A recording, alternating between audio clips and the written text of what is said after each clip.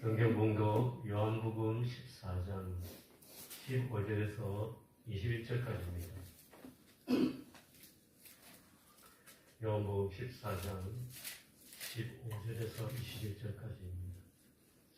제가 먼저 한 절 읽고 여러분이 한 절 읽으신 후에 마지막 21절 함께 읽겠습니다. 너희가 나를 사랑하면 나의 계명을 지키리라.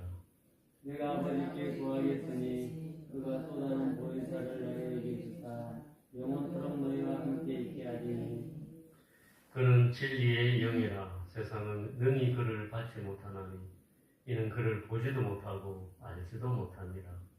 그러나 너희는 그를 아나니 그는 너희와 함께 거하시며 또 너희 속에 계시겠습니다. 내가 너희를 그와 같이 버려두지 아니하고 너희에게로 오리라. 조금 있으면 세상은 다시 나를 보지 못할 것이로되 너희는 나를 보리니 이는 내가 살아있고 너희도 살아있겠습니다. 그날에는 내가 아버지 안에 너희가 내 안에 내가 너희 안에 있는 것을 너희가 알리라. 함께 읽겠습니다. 나의 계명을 지키는 자라야 나를 사랑하는 자니 나를 사랑하는 자는 내 아버지께 사랑을 받을 것이요 나도 그를 사랑하여 그에게 나를 나타내리라. 아멘. 주 안에서 문안드립니다. 오늘도 주님의 말씀을 통해 은혜 받고 하루를 살아가시는 저와 성도님들 되시길 주님의 이름으로 축원드립니다. 아침에 노트북이 안 켜지셨거든요. 그래서 굉장히 당황했습니다. 설교 못할 뻔했습니다. 그러나 이렇게 하나님께 기도를 들으셔가지고 노트북이 켜졌습니다. 오늘 말씀의 핵심은 보혜사입니다. 이 보혜사라는 말은 국어사전에 나오지만 종교적인 단어로 만들어진 신조라고 생각합니다. 이 보호한다는 뜻의 보와 또 은혜의 은혜은 또 스승이나 군대의 뜻을 가진 사를 합해서 만들었습니다. 말 그대로 우리를 보호하시는 은혜로운 스승 또는 군대라는 뜻입니다. 보혜사를 영어에서는 더 많은 의미로 해석하고 있습니다. 성경 헬라 원문에 사용된 이 보혜사를 영어로 번역해서 말하면 우리가 잘 아는 돕는 자라는 뜻의 헬퍼 또는 상담자, 조언자의 뜻을 가진 카운셀러, 위로자라는 뜻의 컴포터, 그리고 변호하고 대변한다는 뜻도 있습니다. 아무튼 오늘 본문은 바로 이 보혜사 이야기가 중심입니다. 그런데 본문 16절을 보시면 이 보혜사를 또 다른 보혜사라고 말하고 있습니다. 또 다른 보혜사가 있다면 첫 번째 보혜사도 있다는 의미입니다. 그 첫 번째 보혜사는 바로 우리가 아는 예수 그리스도를 말합니다.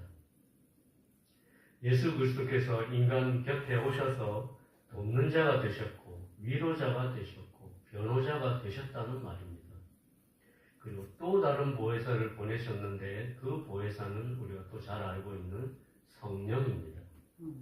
성령은 진리의 영이라고 하시고 예수님이 하신 말씀을 생각나게 하며 가르치는 분이라고 예수님이 말씀하고 계십니다. 그런데 왜 이런 보혜사가 인간에게 필요할까요? 왜 이런 보혜사를 하나님께서 인간에게 보내주셨을까요? 그 이유는 인간의 상태를 들여다보면 답이 보입니다. 로마서 3장 23절에서 인간이 어떤 상태인지 말해주고 있습니다. 모든 사람이 죄를 범하였음에 하나님의 영광에 이르지 못하더니 성경에서는 모든 인간의 상태가 죄 가운데 있고 죄인이라고 말해주고 있습니다. 죄의 올무에 매여 있는 것입니다. 그리고 이사야서 59장 2절에서는 오직 너희 죄악이 너희와 너희 하나님 사이를 갈라놓았고 너희 죄가 그의 얼굴을 가리어서 너희에게서 듣지 않으시게 함이라고 말해주고 있습니다. 죄로 말미암아 하나님과 인간이 단절된 상태라는 것을 말해주는 것입니다. 관계가 깨어져서 서로 전혀 소통이 안 되고 있고 인간이 하나님의 영광에 다다를 수 없는 상태라고 말하고 있습니다. 이 모든 관계의 깨어짐의 원인이 죄 때문이라고 성경은 말합니다. 히브리어 성경에서 말하는 죄의 정의는 관역을 겨냥했지만 마치지 못했다는 의미를 담고 있습니다. 이 말은 하나님이 설정해 두신 관역, 즉 기준에서 벗어난 상태를 말합니다. 의도적이든 실수든 마땅히 도달해야 할 목적지에 이르지 못한 모든 상태를 포함하는 말입니다. 그래서 죄라는 말은 나쁜 짓을 했다는 결과보다 올바른 길에서 벗어났다는 방향성에 초점을 맞춘 해석입니다. 그리고 히브리어 성경에서 말하는 죄는 신뢰 관계에 있는 상대방에게 의도적으로 등을 돌리는 것이나 정해진 경계선을 고의로 침범하는 것을 의미합니다. 단순한 실수가 아니라 나는 당신의 통치를 거부하겠다는 의지가 담긴 반역의 성격을 가지는 말이 죄입니다. 또 다른 면에서 죄의 의미는 마음이나 성품이 똑바르지 못하고 뒤틀린 상태를 뜻합니다. 결국 히브리 성경의 관점에서 이 죄는 단순히 법을 어긴 행위라기보다 하나님의 관계에서 제자리를 찾지 못하고 비틀거리는 모든 상태를 의미합니다. 방향을 상실하고 관계가 파괴되고 내면이 왜곡된 상태입니다. 이것이 인간의 상태입니다. 이런 상태였기 때문에 하나님께서는 우리 인간에게 먼저 손을 내밀어 주셨던 것입니다. 깨어진 관계를 회복하기 위해 첫 번째 보혜사가 오셨고 그 첫 번째 보혜사는 우리가 이제 하나님께 나아갈 수 있는 길을 만들어 주셨습니다. 예수님께서 자신을 양의 문이라고 하신 것처럼 양의 문을 열어 주셨습니다. 그리고 예수 그리스도로 인해 죄의 용서를 받았지만 여전히 죄의 습관 가운데 있는 우리를 선한 목자가 되셔서 지금도 인도하고 계십니다. 그런데 이런 보혜사를 통해 주님이 바라셨던 그리고 회복하길 원하셨던 하나님과 인간 사이의 이상적인 관계는 무엇일까요? 이를 이해하려면 오늘 본문의 구조에 주의할 필요가 있습니다. 오늘 본문 구조는 우리가 잘 먹는 샌드위치 구조를 가지고 있습니다. 일반적으로 수미상관식 구조라고도 합니다. 처음과 끝이 같은 구조입니다. 15절 말씀에 계명을 이야기하시다가 중간에 성령에 관해 말씀하시고 다시 계명을 언급하고 계십니다. 이런 본문 구조를 오늘 묵상함을 통해서 하나님이 바라시는 하나님과 인간의 이상적인 관계를 이해하고 은혜 받는 시간이 되길 주님의 이름으로 축원드립니다. 오늘 본문 15절에서 21절 사이의 구조는 성경 해석학적으로 매우 정교한 샌드위치 구조를 취하고 있습니다. 15절과 21절이 나의 계명과 사랑이라는 주제로 성령에 관한 약속을 감싸고 있는 형태이기 때문입니다. 그런데 예수님이 굳이 성령님을 언급하시기 전과 후에 계명을 반복하신 데에는 중요한 의미가 있습니다. 그 첫 번째 이유는 성령의 사역과 계명 순종은 때려야 뗄 수 없는 관계이기 때문입니다. 15절에서는 순종의 동기를 말하고 있습니다. 하나님의 계명에 순종하는 동기가 무엇이어야 하는지 말해줍니다. 그 동기가 무엇입니까? 바로 사랑입니다. 그리고 16절에서 20절까지는 그 순종의 동력을 말하고 있습니다. 우리 힘으로는 순종할 수 없기 때문에 순종할 수 있도록 동력이 되어주는 것이 있음을 말해주고 있습니다. 그리고 21절에서 순종의 증거를 말합니다. 그 순종의 증거는 바로 또한 사랑입니다. 사랑이 동기가 되어 사랑이 완성되는 형태입니다. 그런데 이 모든 과정을 가능케 하는 그 동력이 무엇일까요? 바로 성령입니다. 내 힘으로는 계명, 즉 하나님을 사랑할 수 없기에 성령이 오셔서 우리를 도와주셔야만 비로소 하나님을 사랑할 수 있고 하나님의 계명을 지킬 수 있기 때문입니다.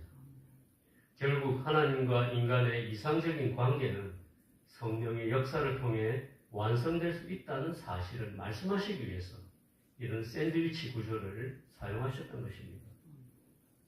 두 번째로 하나님과 인간의 이상적인 관계는 사랑의 관계라는 것을 샌드위치 구조를 통해 명확하게 하셨다는 것입니다.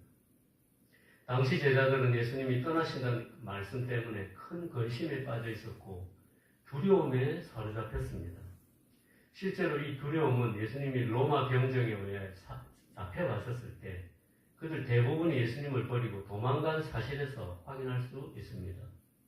그리고 예수님이 부활하신 이후에도 이 두려움은 사라지지 않고 남아서 제자들이 다락방 문을 꼭꼭 닫고 숨어있게 만들었습니다. 요한일서 4장 18절에는 이런 말씀이 있습니다. 사랑 안에 두려움이 없고 온전한 사랑이 두려움을 내쫓나니 두려움에는 형벌이 있습니다. 두려워하는 자는 사랑 안에서 온전히 이루지 못하였느니라. 이 말씀은 두려움과 사랑의 관계를 이야기해 줍니다. 이 말씀을 묵상하다 보면 인간은 항상 무언가를 두려워하는 연약한 존재임을 깨닫게 됩니다. 그 두려움이 관계를 방해합니다. 결국 온전한 관계를 이루기 위해서는 이 두려움의 문제가 해결되어야 합니다. 이 두려움의 문제를 해결할 열쇠는 바로 사랑입니다. 그런데 이런 사랑을 인간은 감정적인 어떤 슬픔이나 애착과 같은 것으로 생각합니다. 그러나 오늘 본문에서 예수님은 그런 감정적인 것보다 더 깊은 사랑의 정의를 가르쳐 주셨습니다.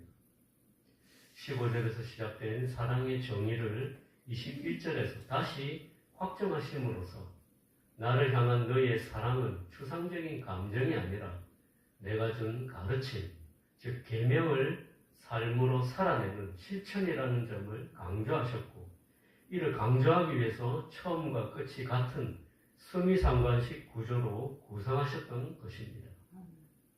하나님과 인간의 이상적인 관계는 사랑의 관계입니다. 그리고 온전한 사랑이 두려움을 내쫓습니다. 두려움이 없는 온전한 사랑은 하나님의 계명에 순종하는 마음이 삶으로 드러날 때 완성됩니다. 마지막으로 오늘 본문 구조를 통해서 주님께서 바라셨던 하나님과 인간의 이상적인 관계는 하나님과 성자 하나님과 성령 하나님의 신비롭고 아름다운 연합이 모델입니다. 이런 관계를 더욱 구체적으로 설명하시기 위해서 15절에서 21절로 이어지는 이 흐름을 사랑, 순종, 성령의 내주, 더 깊은 사랑의 관계, 주님의 임재라는 영적 순환고리를 통해서 말씀하신 것입니다. 결국 보혜사 성령을 보내신 이유가 단지 신비로운 체험을 위해서가 아니라 우리가 주님과 연합하여 그분의 뜻을 행하며 살 수 있도록 하기 위함임을 반복을 통해 못 박으신 것입니다. 오늘 본문 말씀은 우리에게 성령이 오신 결정적 이유를 밝히 말씀해 주고 있습니다. 우리로 하여금 주님을 사랑하는 마음으로 그분의 계명을 지키며 살 수 있도록 돕기 위함입니다. 그리고 계명은 성령의 도우심 없이는 짐이 되지만 성령 안에서는 사랑의 고백이 됩니다. 또한 하나님은 첫 번째 보혜사를 통해 깨어진 관계 회복의 가능성을 열어주셨습니다. 그리고 성령을 통해서 그 가능성이 완성될 수 있게 하셨습니다. 우리에게 진정한 관계는 사랑의 관계임을 알려주셨고 그 사랑은 두려움을 넘어서서 실천적인 삶으로 드러나는 순종이 만들어내는 관계임을 가르쳐 주셨습니다. 이 아침에 우리는 예수 그리스도를 통해서 금이 간 하나님과의 첫사랑의 관계가 회복되기를 기도해야겠습니다. 그리고 성령의 충만을 통해서 하나님과의 사랑이 완성되게 하신 이 하나님의 섭리를 이해하시고 순종으로 반응하는 저와 성도님들이 되시길 주님의 이름으로 축원드립니다. 함께 기도하시겠습니다. 하나님 아버지, 예수 그리스도로 말미암아 깨어진 하나님과의 관계를 회복하여 주셔서 감사합니다. 성령으로 말미암아 날마다 첫사랑을 회복하게 하시고 기쁜 마음으로 주의 계명에 순종할 수 있도록 우리를 변화시켜 주시옵소서. 두려움이 아니라 온전한 사랑의 관계를 회복하게 하시고 주님을 기뻐하며 주의 계명을 기뻐하며 잠잠히 주의 뜻을 따른 자가 되게 하여 주시옵소서. 예수님의 귀하신 이름으로 기도드렸습니다. 아멘.